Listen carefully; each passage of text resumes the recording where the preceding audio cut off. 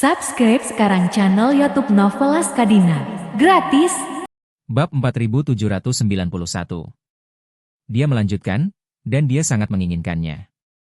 Setelah jantung diambil, saya tidak yakin apakah organ lain akan dijual tepat waktu. Jika dia tidak terburu-buru, saya masih bisa mencari pembeli untuk hati dan ginjal. Karena kamu sedang terburu-buru, kamu harus menutupi kerusakan untukku. Katakan padanya, kesepakatan dengan harga ini, apakah dia suka atau tidak. Dengan itu, Miren melambaikan tangannya dan berkata dengan dingin, panggil dia sekarang. Mendengar perintah Miren, Jimmy mengangguk cepat, mengeluarkan ponselnya. Menemukan kontak bernama, pelanggan 15, dan menelepon pihak lain.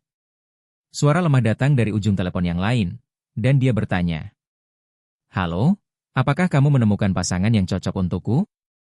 Jimmy mendengus dan berkata dengan ringan, kecocokan telah ditemukan, dan pihak lain kuat dan sehat.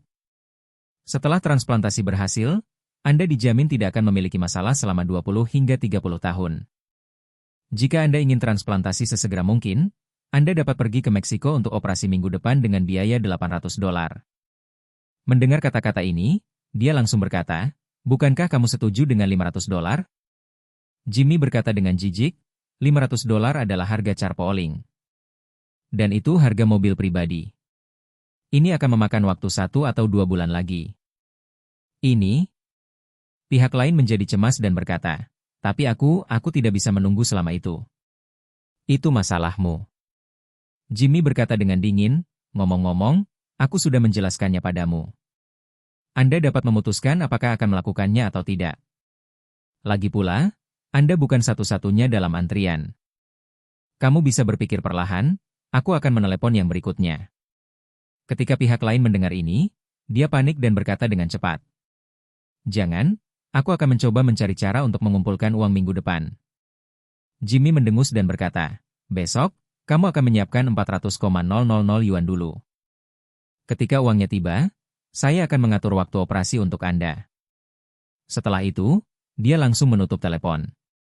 Setelah menutup telepon, dia segera berkata kepada Miren, Bibi, klien setuju. Baik. Segera setelah panggilan dilakukan, Miren tersenyum dan berkata kepada pihak lain. Saudari O, Anda meminta saya untuk bertanya, dan sekarang saya punya jawaban. Ya, hasil pemeriksaan fisik juga sudah keluar. Hasil anak Anda menunjukkan bahwa dia sangat sehat dan tidak ada masalah. Adopsi akan dilakukan, Anda tidak perlu khawatir tentang ini, saya di sini. Saya sudah menyapa teman saya, biarkan dia masuk dan mulai dari pelaut senior. Oh, tidak, terima kasih, tidak, terima kasih, apa sopan santunmu padaku? Betulkah? Gaji? Saya dengar gajinya mulai dari $5 per bulan, termasuk berbagai subsidi, dia bisa mendapatkan 6.000. Ya, kau tidak salah dengar, ini $6.000.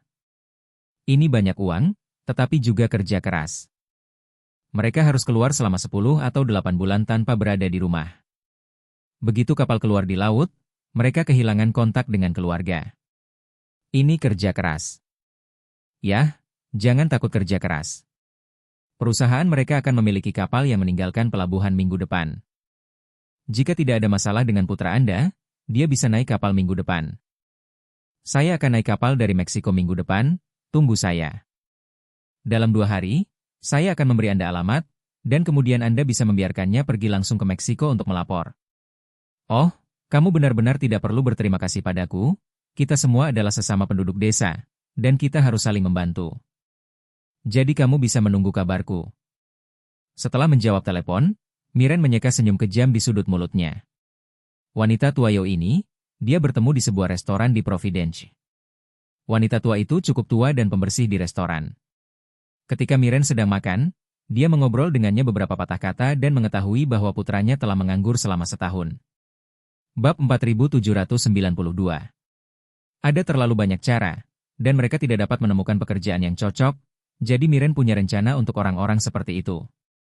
Begitu dia bertemu dengan orang seperti ini yang ingin mencari pekerjaan untuk menghidupi keluarga.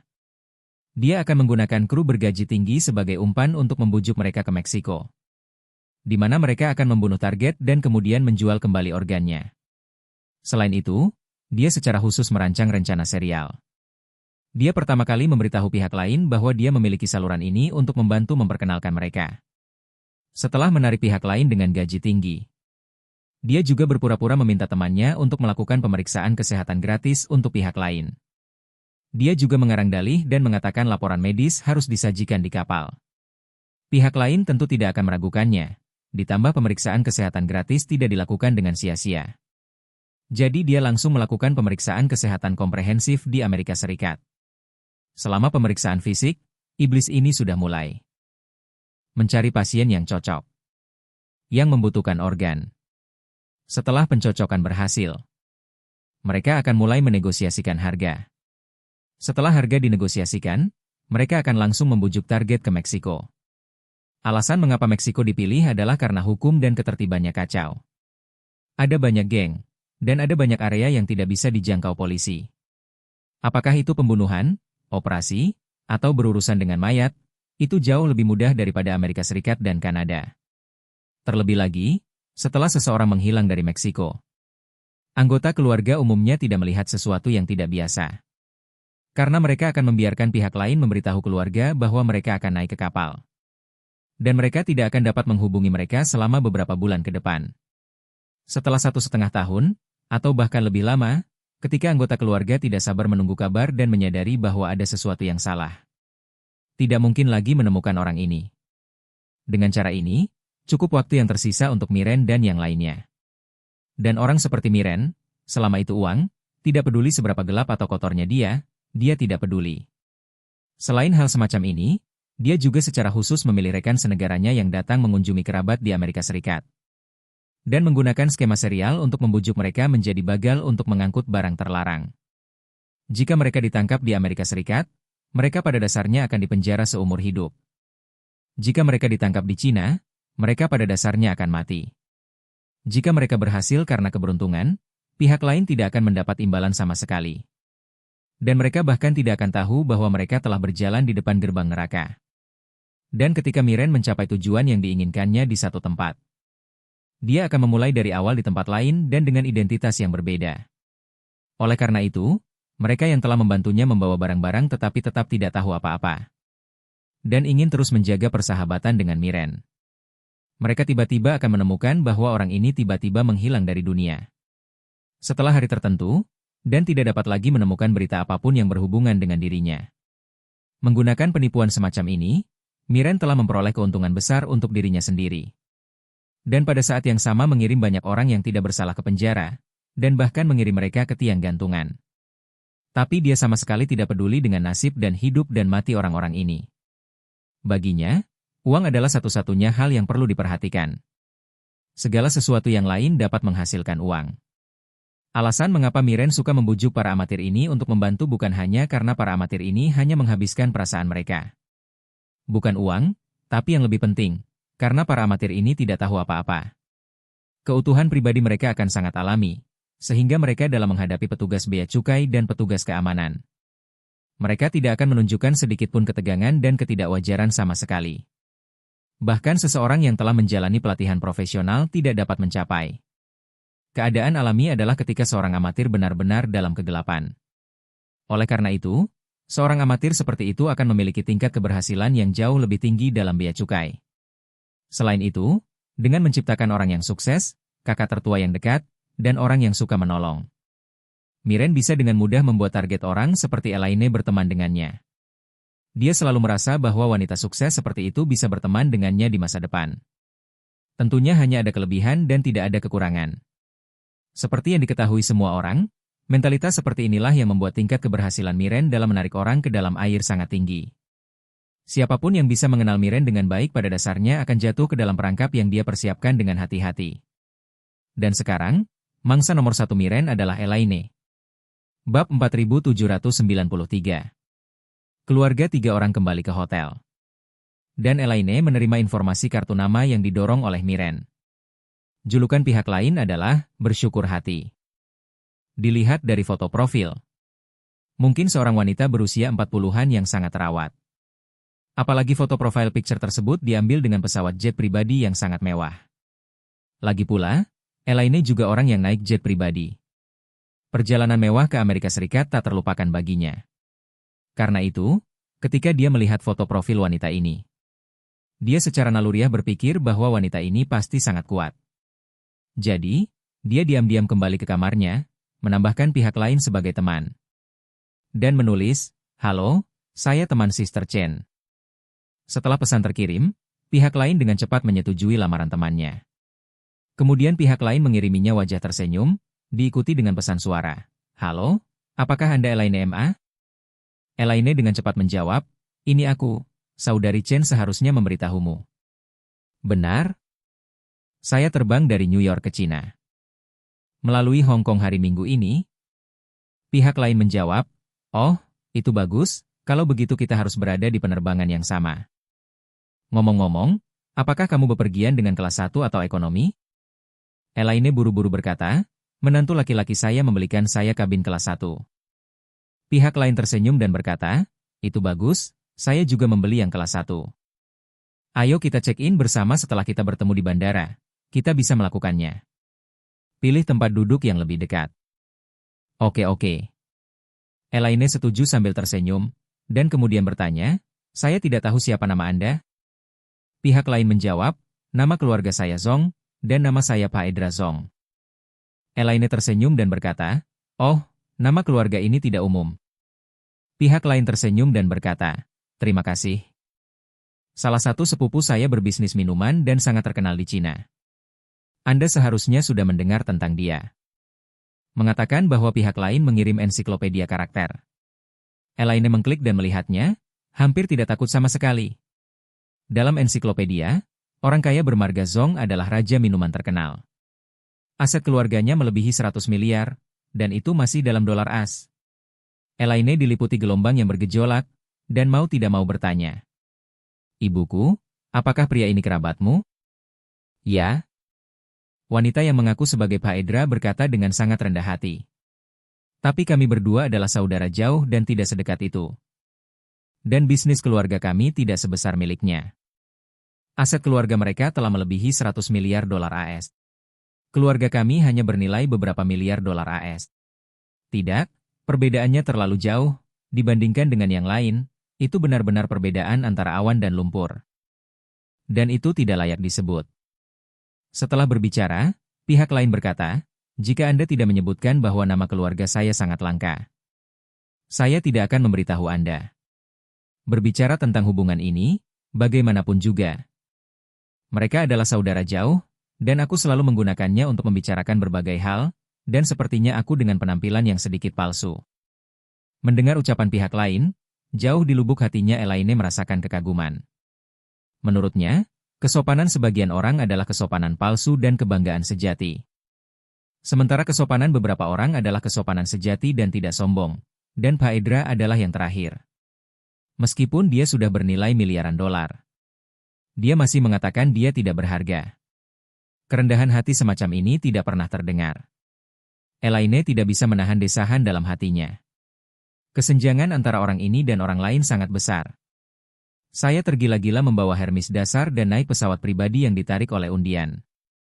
Bab 4794. Elaine melanjutkan, "Saya tidak berharap dia memiliki nilai miliaran dolar dan masih bertindak sangat rendah."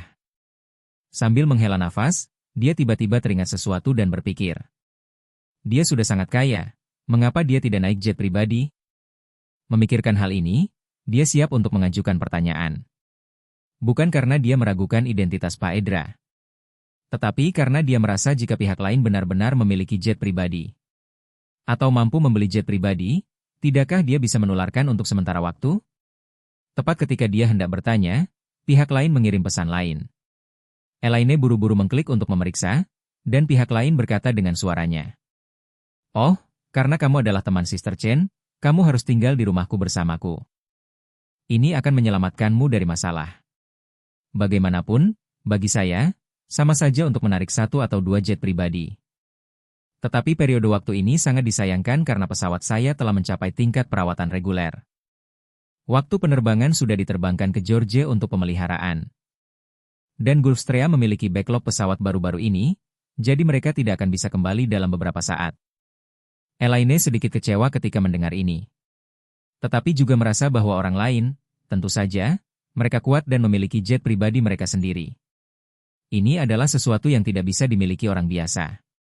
Memikirkan penyebutan pihak lain tentang Gulfstream, dia tersenyum dan berkata, "Oh, jet pribadi keluargamu juga Gulfstream?" Saat saya datang ke Amerika Serikat kali ini, saya juga memesan Gulfstream G650. Pesawatnya sangat bagus dan terbang dengan cepat. Ini stabil, dan lingkungan di dalamnya juga kelas 1. Pihak lain tertawa, tidak bisa dikatakan kelas 1, di jet pribadi, itu rata-rata. Setelah berbicara, pihak lain berkata, "Maaf, Elaine, saya harus berurusan dengan sesuatu saat ini. Penanggung jawab cabang Citibank New York mengunjungi saya di rumah saya. Aku harus menghibur mereka, dan kita akan bicara saat kau tiba di New York." Elaine mengaguminya, bahkan lebih, ketika dia mendengarnya. Citibank Elaine masih tahu, yang merupakan bank multinasional yang berkantor pusat di New York. Lebih penting lagi, dia pernah mengalami kerugian besar di Citibank. Ketika dia mendengar Citibank, dia merasa dingin di punggungnya dan sakit di kaki kanannya. Jadi, dia dengan cepat berkata, "Tidak apa-apa, kamu akan sibuk dulu. Dan aku akan menghubungimu saat aku sampai di New York." Setelah mengatakan ini, pihak lain memberi Elaine ekspresi jabat tangan, dan kemudian dia tidak mengirim pesan lagi. Elaine tidak mengatakan apa-apa, tetapi dengan cepat mengklik momen pihak lain dan menggulir sedikit ke bawah. Tidak masalah jika Anda melihatnya. Bagi Elaine, itu seperti pisau yang menarik pantatnya dan membuka matanya. Lingkaran pertemanan wanita ini hampir penuh dengan segala macam wisata, makan, minum, dan bersenang-senang. Beberapa ditembak di jet pribadi, beberapa ditembak di kapal pesiar mewah. Dan sepertinya dia selalu suka menunggang kuda, bermain golf, dan berlari keliling dunia. Dia bahkan pergi ke kutub utara dan selatan dengan kapal penelitian ilmiah. Elaine melihat kehidupan penuh warna dari pihak lain, dan menghela nafas dalam hati. Sial, ini adalah kehidupan yang sama, bagaimana orang bisa hidup begitu tidak terkendali. Tapi aku harus menghabiskan sebagian besar hidupku dengan pria tak berguna itu. Waktu terindah dalam hidupku telah berlalu. Ketika dia menghela nafas, Elaine tidak menyadari bahwa dia telah jatuh semakin dalam ke dalam penipuan ini. Terlebih lagi, dia tidak menyadari bahwa meskipun ada banyak gambar lingkaran pertemanan wanita ini, tidak banyak yang benar-benar menunjukkan wajahnya. Selain itu, banyak gambar tempat-tempat indah di seluruh dunia yang dia posting sebenarnya ditemukan di internet.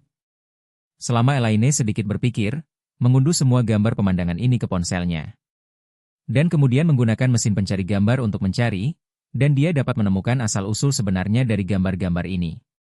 Sangat disayangkan bahwa meskipun dia bukan orang baik, pemahamannya tentang dunia relatif sederhana. Dan pemahamannya tentang ponsel, internet, dan perangkat lunak sosial terlalu dangkal.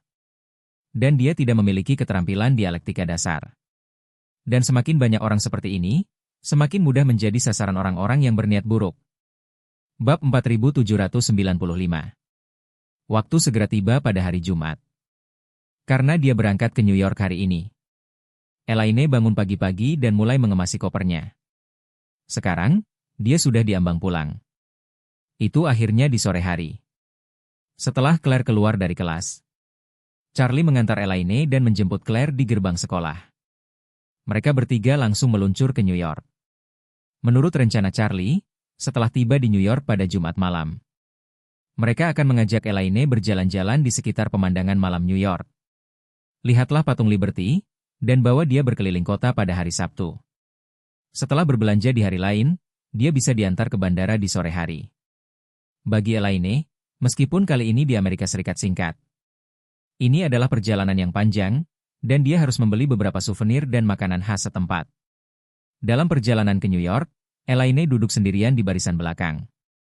Mengambil ponselnya, dan mengirim pesan ke Pak Edra.